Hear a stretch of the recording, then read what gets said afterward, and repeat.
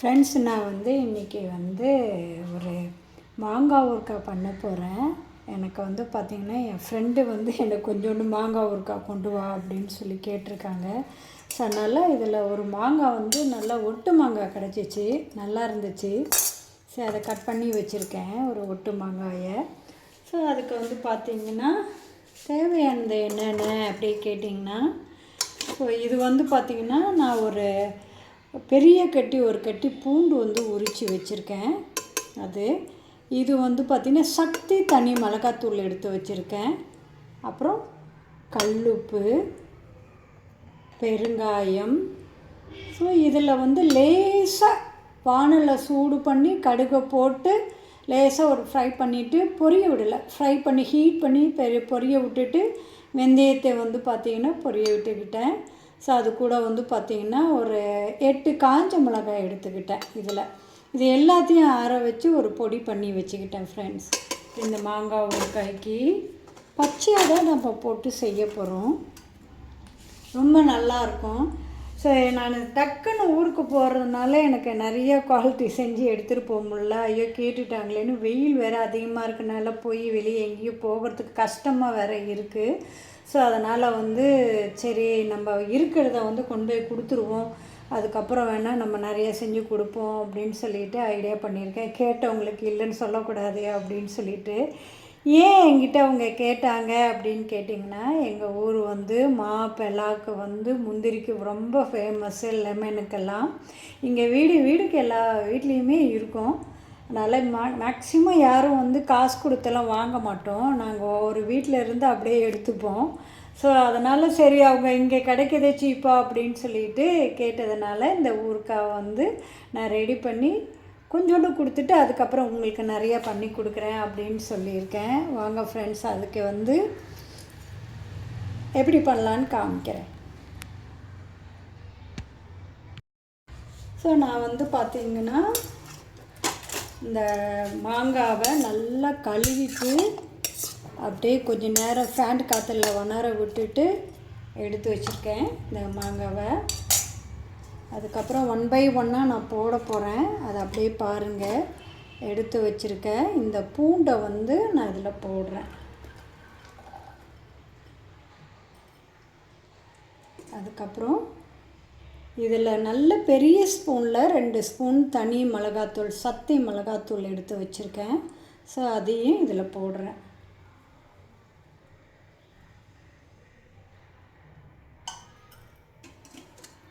அப்புறம் இதில் பார்த்திங்கன்னா ஒரு பெரிய ஸ்பூனில் 1 ஸ்பூன் கல்லுப்பு எடுத்து வச்சுருக்கேன். இந்த கல்லுப்பையும் இதில் போடுறேன்.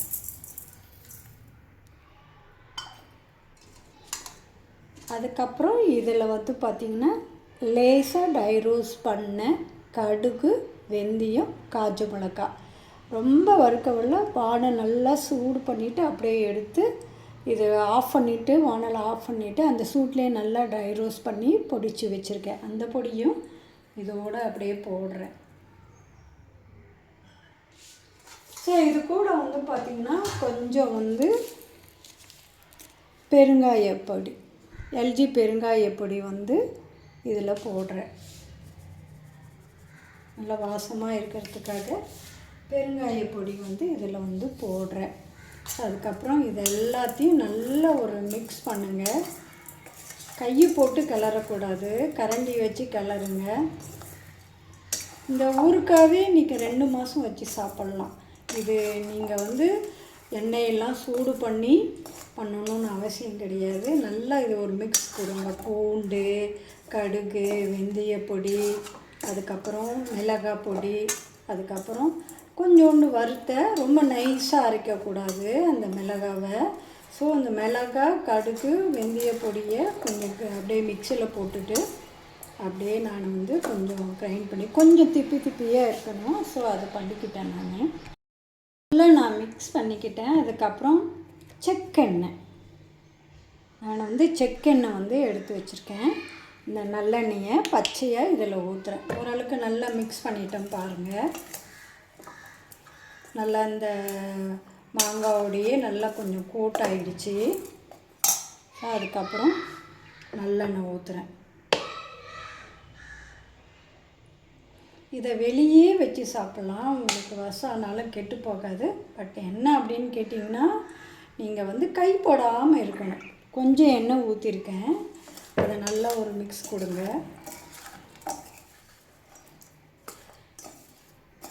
அப்படியே வெளியே நல்லா ஒரு வாரம் வைங்க. ஒரு வாரம் வச்சதுக்கப்புறம் பார்த்தீங்கன்னா அப்படியே இது நல்லா ஊறி சூப்பராக இருக்கும் இந்த ஊறுகாய். இது கூட கொஞ்சம் நான் மஞ்சப்பொடி போட்டுக்க போகிறேன்,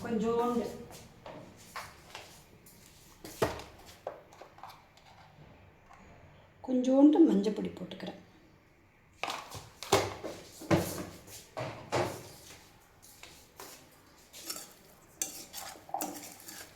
கொஞ்சமாக எண்ணெய் ஊற்றி இதை நல்லா ஒரு மிக்ஸ் கொடுங்க. இது கூட வந்து பார்த்திங்கன்னா சிவப்பு கொண்டக்கடலை கூட போடலாம் ஃப்ரெண்ட்ஸ். இதில் சிகப்பு கொண்டக்கடலையும் போடலாம். இன்னொன்று வந்து பார்த்திங்கன்னா கார்ன் இருக்கு இல்லைங்களா, இந்த நாட்டு கார்ன் இருக்கு இல்லைங்களா, கடையில் அப்படியே ட்ரையாக கிடைக்கும், அது கூட இதில் போடலாம், நல்லாயிருக்கும். நான் போட்டு சாப்பிட்ருக்கேன், ரொம்ப நல்லாயிருக்கு. இப்போ எண்ணெய் கொஞ்சம் பத்தலை, திருப்பி கொஞ்சம் எண்ணெய் போடுறேன். இது போட போட எண்ணெய் பத்தாத மாரி தான் உங்களுக்கு தெரியும். இந்த ஊறுகாய்க்கு வந்து கடலெண்ணெய்லாம் போடாதீங்க, நல்லெண்ணெய் தான் போடணும். இது அப்படியே நல்லா ஊறணும். இந்த ஊறுகாய் போடும்போது இந்த அலுமினிய பாத்திரத்தில் யூஸ் பண்ணாதீங்க, பிளாஸ்டிக் பாத்திரத்தில் யூஸ் பண்ணாதீங்க.